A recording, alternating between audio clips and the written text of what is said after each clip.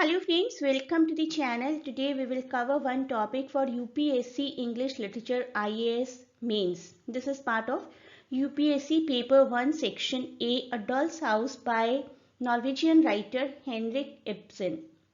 Heinrich Ibsen ने बहुत अच्छे अच्छे प्लेस लिखे हैं जिनमें से ये प्ले काफ़ी स्पेशल है और काफ़ी पॉपुलर हुआ था. इस प्ले को बहुत अच्छे से डिटेल में कवर करेंगे along with its analysis. English literature काफ़ी अच्छा ऑप्शनल सब्जेक्ट है यूपीएससी के लिए और इसका सक्सेस रेट भी बहुत अच्छा है. And a very beautiful subject जो कि आपको एक्वेंट करवाएगा बहुत सारे plays, short story, fictional, non fictional writing से, जो कि आपकी पर्सनालिटी को भी enhance करेगा. UPSC offers English as one of the optional exams. It is important to know about the syllabus before appearing for the exam and it helps to build a better exam strategy. Here is the English literature syllabus of UPSC 2. पहले मैं आपको short में syllabus भी बता देती हूँ. मेरी ये सिलेबस की प्लेलिस्ट है. Part paper 1 section A, paper 1 section B, paper 2 section A, paper 2 section B. ये सभी प्लेलिस्ट्स मैं आपको वीडियो के डिस्क्रिप्शन में भी प्रोवाइड कर दूंगी. यहाँ से भी आप अपनी प्रिपरेशन कर सकते हैं. डॉल्स हाउस सबसे पहले परफॉर्म किया गया था इन 1879. जो भी टेक्स्ट आप कवर करेंगे, यूपीएससी में मेनली सब्जेक्टिव आंसर्स ही लिखेंगे, तो ऑथर और ईयर वो आपको बहुत अच्छे से याद होने चाहिए. जब भी आप नोट्स बनाएं, ऑथर को और ईयर्स को अलग से हाईलाइट कर दीजिए और नोट मेकिंग ज़रूर करिए अलॉन्ग विद द वीडियोस. जैसे जैसे आप मेरे वीडियोस देखते जाएंगे उसके साथ साथ नोट मेकिंग करिए, बहुत अच्छी हो जाएगी आपकी प्रिपरेशन. तो doll's house 3 act play, very basic thing about it, written by Norwegian playwright Henrik Ibsen. इसी लाइन में आपकी दो फैक्ट्स कवर हो गए, हेनरिक इब्सन की नेशनैलिटी और किसने लिखा था. फर्स्ट परफॉर्म दिसंबर 1879. तो छोटी छोटी इन्फॉर्मेशन आप देंगे ना एग्जामिनर को, तो एग्जामिनर इम्प्रेस हो जाएंगे आपकी राइटिंग से. हेनरिक जी के बारे में भी जानना बहुत ज़रूरी है. Full name Henrik Johan Ibsen. He was a Norwegian playwright. ये मैं आपको बार बार बता चुकी हूँ. थिएटर डायरेक्टर भी थे, one of the founders of modernism in theatre and is referred to as father of realism. ये फैक्ट भी आपको पता होना चाहिए. बहुत ही इन्फ्लुएंशियल प्ले राइट रहे हैं अपने टाइम के. इनका लाइफ स्पैन तो आपको नोट करना ही करना है, उसके साथ ही साथ कुछ नोटेबल वर्क्स भी, जिसमें से कि हम डॉल्स हाउस आज कवर कर रहे हैं. डॉल्स हाउस के अलावा जो काफ़ी पॉपुलर वर्क है दैट इज गोस्ट्स. गोस्ट्स का भी मेरा एक अलग वीडियो है. अगर आप गोस्ट्स देखना चाहते हैं, गोस्ट प्ले के बारे में जानना चाहते हैं, तो you can type ghosts my name in YouTube search box and you will find it. आपको हेनरिक इब्सन की राइटिंग स्टाइल के बारे में थोड़ा और जानने को मिल जाएगा, जो कि आपको अपनी पेपर राइटिंग में हेल्प करेगा. Doll's House by Henrik Ibsen. अगर आप लोग Z5 को एक्सेस कर सकते हैं, Z5 OTT, तो इस मूवी को ज़रूर देखिए. Very good acting by Swastika Mukherjee, complete great, very clear cut adaptation of the play. तो देखिए किस तरीके से हमारे प्ले की शुरुआत होती है. प्ले की शुरुआत में हमारी सेंट्रल कैरेक्टर है Nora Helmer. Nora is very happy. Christmas time पर शॉपिंग करके आई है. फेस्टिवल शॉपिंग क्या होती है हम इंडियन से अच्छा कौन जान सकता है. The play opens at Christmas time, Christmas Eve, as Nora Helmer enters her home carrying many packages. Nora के हस्बैंड की अभी अभी प्रमोशन हुई है and she is very happy कि अब वो पुराने गरीबी के दिन चले गए हैं. Now she can shop for whatever she has been wishing for so many years. Nora के हस्बैंड जिनका नाम है टॉरवेल्ड, टॉरवेल्ड भी अपनी वाइफ की खुशी देखकर खुश होते हैं बहुत और प्यार से उन्हें छोटी चिड़िया बुलाते हैं. You are a little squirrel. कैसे चिड़िया की तरह चहचहा रही हो. He playfully rebukes her also for spending so much money on Christmas gifts, calling her little squirrel. छोटे बच्चे के जैसी हो तुम, चिड़िया के जैसी हो, जो छोटी छोटी चीज़ों से खुश हो जाते हैं. And he says it is okay, पिछले साल तक तुम बहुत पैसे बचा रही थी, we were not that flourished. He teases her about how the previous year she had spent weeks making gifts and ornaments by hand. अपने हाथ से sewing, stitching सब कुछ किया करती थी, पैसों की कमी थी. This year Torvald is due a promotion at the bank where he works, और नोरा इस साल फील कर रही हैं कि दे कैन स्पेंड, इस साल थोड़ा सा अच्छे से स्पेंड कर सकते हैं। Nora is very very very happy. उसी वक्त मेड आती हैं और अनाउंस करती हैं कि 2 विजिटर्स आए हैं। One is Mrs Christine Linde and another one is doctor rank, old friend. Christine Linde is the old friend of Nora, काफ़ी सालों से मिले नहीं हैं और क्रिस्टीन को जॉब की ज़रूरत है at present, and Kristine knows it very well कि टॉवल्ट की प्रमोशन हुई है तो शायद अब मुझे कहीं ना कहीं उनके बैंक में जॉब मिल जाएगी। और डॉक्टर रैंक फैमिली फ्रेंड हैं और दोनों को बुला लिया जाता है अंदर। मेड को बोला जाता है कि ठीक है, दोनों गेस्ट्स को लेकर आइए। अब हमें सीन दिखाया जाता है क्रिस्टीन और नोरा के कॉन्वर्सेशन का। दोनों फ्रेंड्स हैं, बहुत टाइम बाद मिली हैं, बहुत दिल की बातें करती हैं एक दूसरे के साथ। Kristine has had difficult few years ever since her husband died leaving her with no money no children. Kristine के पास ना पैसे थे ना ही बच्चे थे और उनके हस्बैंड की डेथ हो गई। Nora says that things have not been easy for them either, हमारे लिए भी वक्त आसान नहीं रहा। She tells to her friend कि टॉवेल एक बार बहुत बीमार हो गए थे और डॉक्टर ने सजेस्ट किया कि उन्हें हवा पानी बदलने के लिए इटली ले जाने की ज़रूरत है और हमारे पास इतने पैसे नहीं थे कि प्लेस को चेंज किया जा सके। क्रिस्टीन भी अपनी लाइफ के बारे में बताती हैं कि अब मेरी लाइफ में बहुत सूनापन, बिल्कुल खाली है मेरी life at present. She says कि जब मेरे हस्बैंड की डेथ हुई तब मेरी मदर काफ़ी बीमार थी, मेरे 2 छोटे छोटे भाई थे जिनका कोई करियर नहीं था, तो मैं उनके लिए काम करती थी, मदर की देखभाल करती थी, भाइयों को पढ़ाया लिखाया, उनका करियर बनाया। और अब mother is no more and brothers are settled. अब मेरी लाइफ में कोई एम ही नहीं है, मुझे ऐसा लगता है कि अब मैं कितनी खाली हूँ। और नोरा उनको प्रॉमिस करती है कि अपने हस्बैंड से उनकी जॉब की बात ज़रूर करेंगी। And Kristine gently tells Nora that she is like a child. Kristine भी वही वर्ड्स यूज़ करती हैं जो थोड़ी देर पहले टॉवेल्ट ने नोरा के लिए किए थे कि इतना चहकती हैं, इतना खुश रहती हैं छोटी छोटी बातों से, बिल्कुल एक छोटे बच्चे की तरह है। अब नोरा क्रिस्टीन को अपना एक सीक्रेट बताती है, लेकिन पूरे तरीके से नहीं, आधा सीक्रेट बताती हैं। क्रिस्टीन को नोरा कहती हैं कि जब मेरे हस्बैंड बीमार हुए हमें बहुत पैसों की ज़रूरत थी और वो पैसे किसी इलिसिट मीन्स से हमारे पास आए, कुछ अच्छा करके नहीं, लेकिन कुछ मैंने ऐसा किया जो कि एक सही रास्ता नहीं कहा जा सकता। She tells her that she got money from some admirer so that they could travel to Italy to improve Towel's health, and she told Towel that her father gave her the money.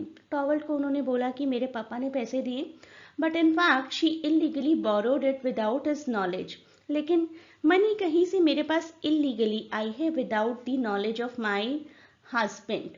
Women were forbidden those days from conducting financial activities such as signing checks without a man's endorsement.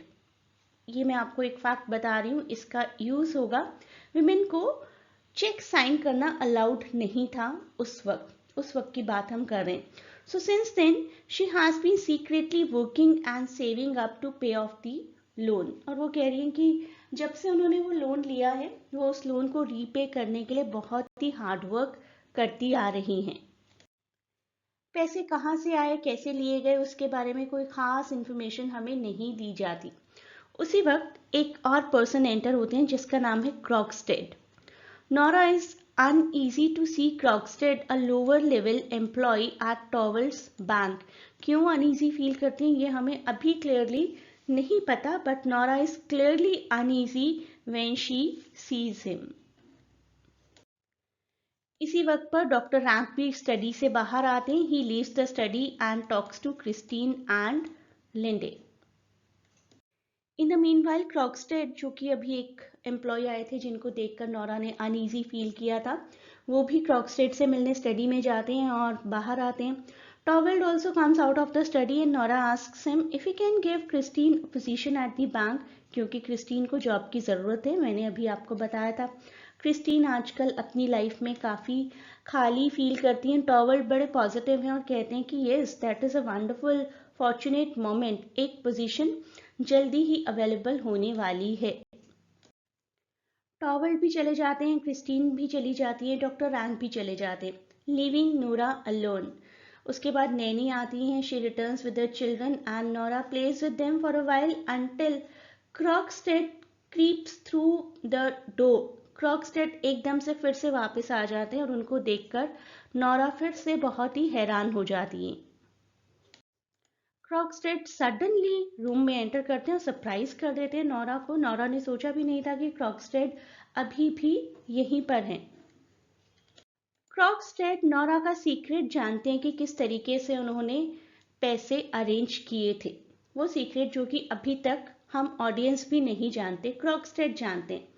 क्रॉक्सटेड tells Nora that Torvald intends to fire him, यानी कि क्रॉक्सटेड कहते हैं कि तुम्हारे husband मुझे bank से fire करना चाहते हैं, and asks her to intervene with Towel to allow him to keep his job.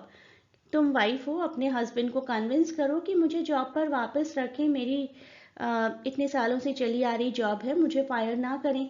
She says कि ये मेरे हस्बैंड का ऑफिशियल मैटर है, मैं कैसे इसमें इंटरफेरेंस कर सकती हूँ। She refuses and Krogstad says कि are you forgetting, I know your secret. किस तरीके से, कैसे तुमने लोन लिया था for your trip to Italy, I no.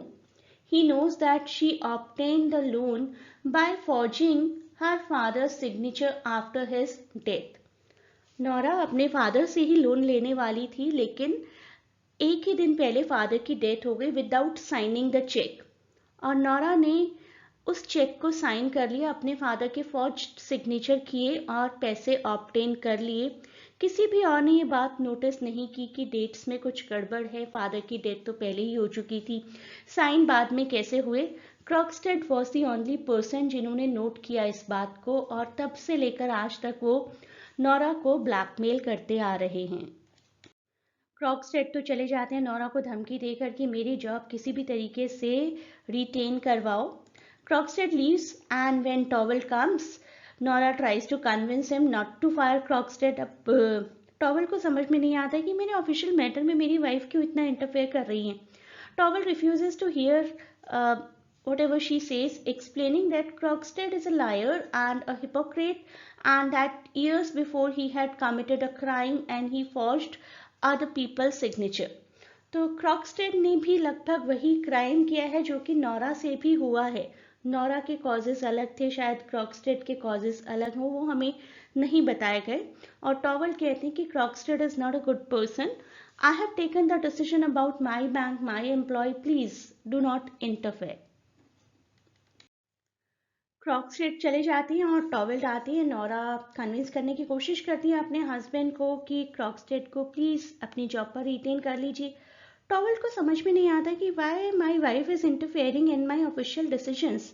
इससे पहले तो ऐसा कभी नहीं हुआ, बट स्टिल वो एक्सप्लेन करते हैं कि Krogstad is a liar, a hypocrite, उसने क्राइम्स किए हैं, सिग्नेचर फॉर्ज किए हैं, and I can not keep him at his post.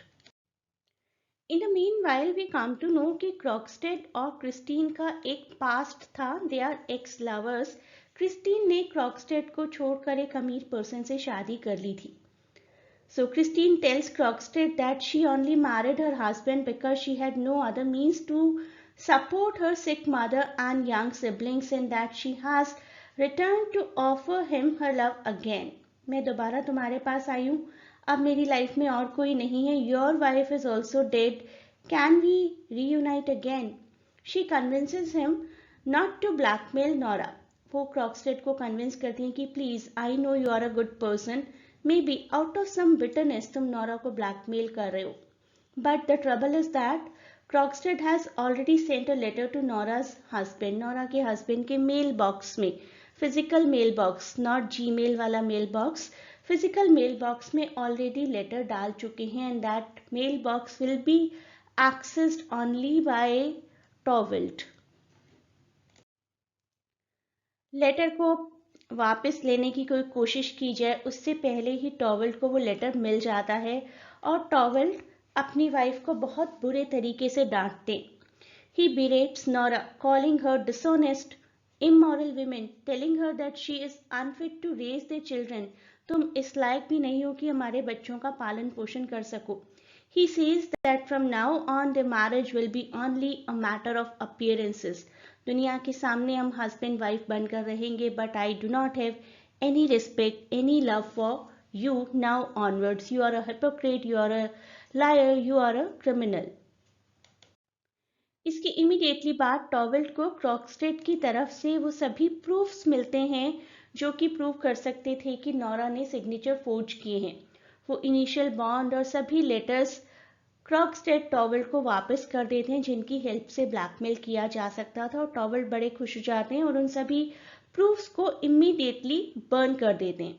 तो होता क्या है, एक मेड एंटर होती है, नोरा का कुछ लेटर्स डिलीवर करती है, वो लेटर क्रॉक्सटेड की तरफ से है। Krogstad has return the incriminating bond which Torvald immediately burns along with Krogstad's letters. He takes back his harsh word, तभी अपनी वाइफ से बात करते हैं और कहते हैं, oh my God, I am sorry, मैं तुम्हारे साथ इतना हार्श हुआ। Nora realizes that her husband is not the strong and gallant man she thought he was, and that he truly loves himself more than he does Nora. जब वो Nora को डांट रहे थे तो बार बार यही कह रहे थे कि अभी अभी तो मेरा बैंक में प्रमोशन होने जा रहा है और तुमने मेरी रेपुटेशन खराब कर दी। So he was not concern about the reason कि नोरा ने वो लोन क्यों लिया, मेरी ही हेल्थ के लिए लिया था ना, right? And he's not at all ready to think deeply about the feelings of Nora at present. Nora ने कोई अपने किसी पर्सनल कॉज के लिए फौजरी नहीं की थी, अपने हस्बैंड की हेल्थ के लिए की थी। He did not try to realize anything, but he just thought about himself. मेरा क्या होगा, मेरी पोजीशन का क्या होगा, मेरी बदनामी हो जाएगी दुनिया में।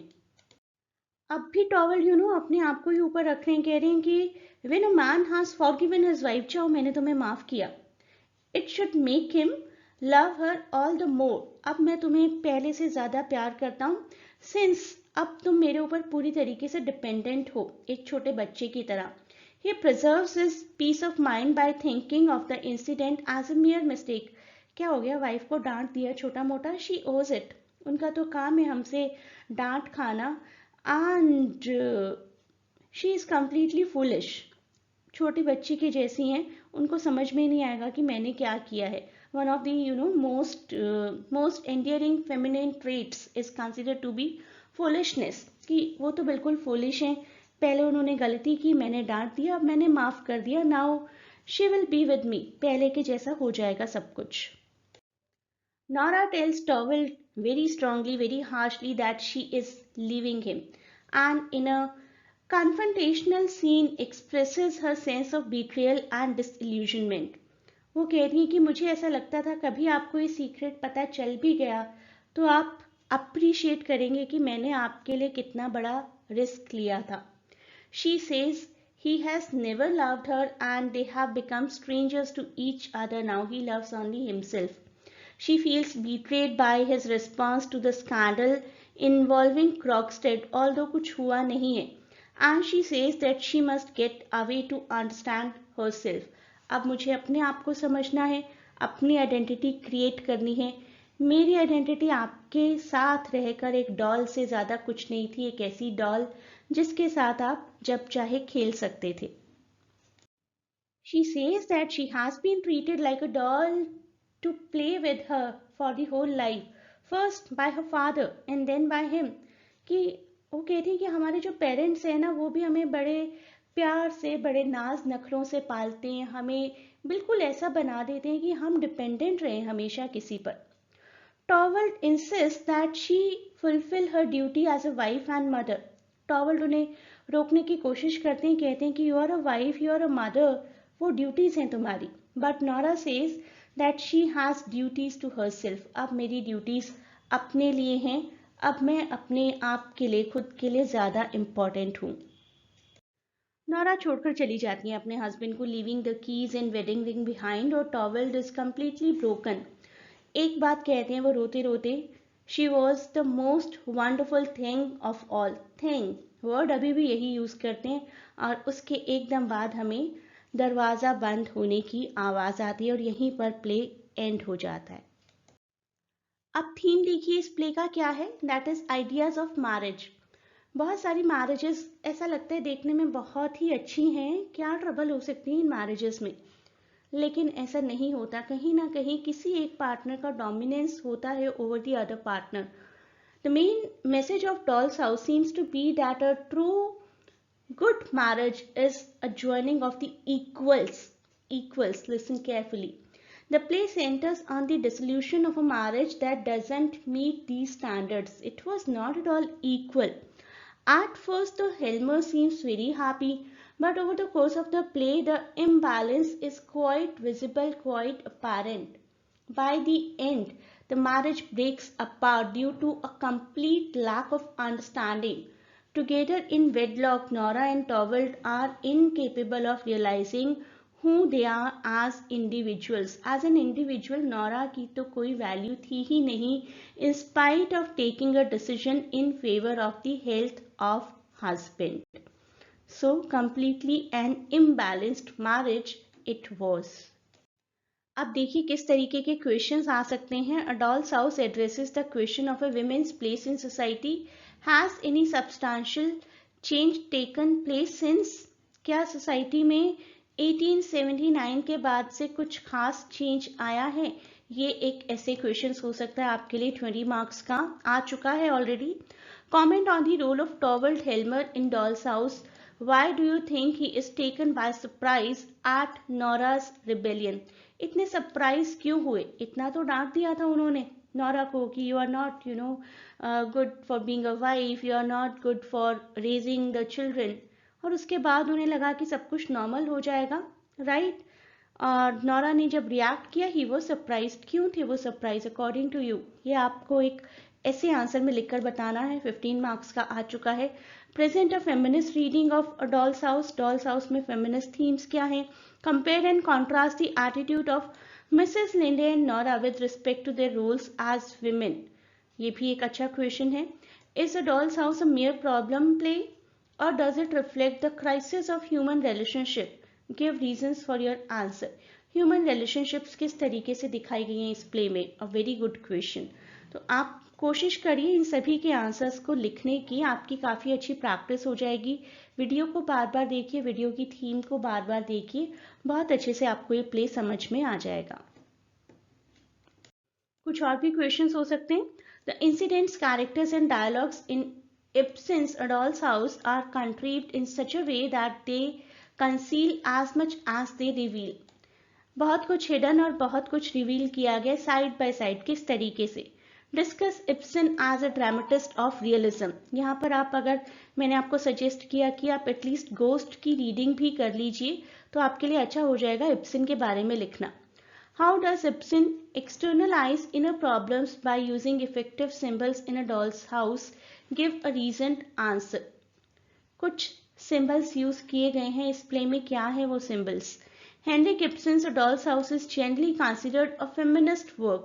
Do you agree with the view? Why or why not? Attempt a gender critique of Doll's House.